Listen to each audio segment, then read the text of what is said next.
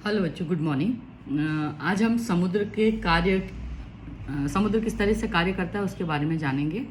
तो जैसे आपने अभी तक के पिछले कुछ हमारी रील्स में आपने जाना कि जैसे नदी जो है, जब नदी ऊपर से पहाड़ से बह कर के मैदानी इलाकों में आती है तो वो कटाव का कार्य करती है।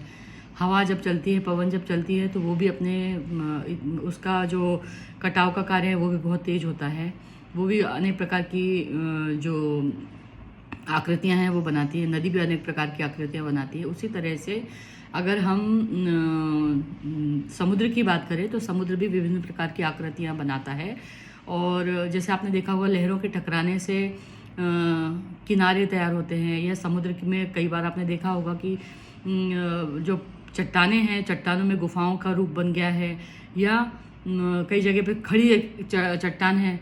तो ये सब कैसे होता है? तो ये समुद्र के लगातार घर्षण, मतलब अपर्दन और निक्षेपण की प्रक्रिया के द्वारा होता है। आइए इसे जानते हैं कि समुद्र इस कार्य को कैसे करता है। तो समुद्री तरंगों के अपर्दन और निक्षेपण से तटीय स्थलाकृतियां बनती हैं। समुद्री तरंगे लगातार शैलों से यानी चट्टानों से टकराती रहती हैं, जिससे दरार विकसित होती है। समय के साथ साथ ये और बड़ी और चौड़ी होती जाती है, और इसी को हम क्या कहते हैं? समुद्री गुफा के रूप में। मतलब बीच का हिस्सा जो है वो पोखला हो जाता है बार बार समुद्र के टकराने से, और वहाँ पर एक गुफा का निर्माण हो जाता है। उसे हम लोग समुद्री गुफा कहते हैं।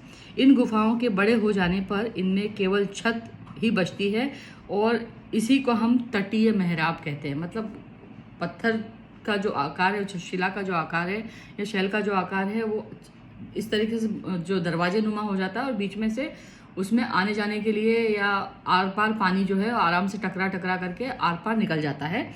तो उसे हम तटीय मेहराब कहते हैं।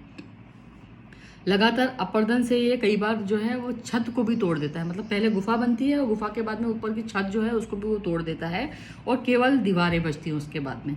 तो दीवार जैसी इन आकृतियों को हम क्या कहते हैं?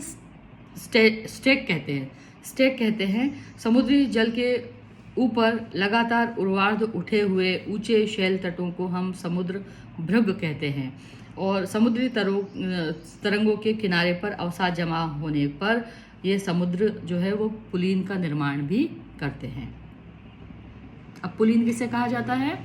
तो समुद्र का एक बहुत बड़ा हिस्सा पानी का लगातार आने जाने की प्रक्रिया में कई बार समुद्र के किनारे पर झीलों का निर्माण हो जाता है, और उसी को हम लोग पुलीन कहते हैं।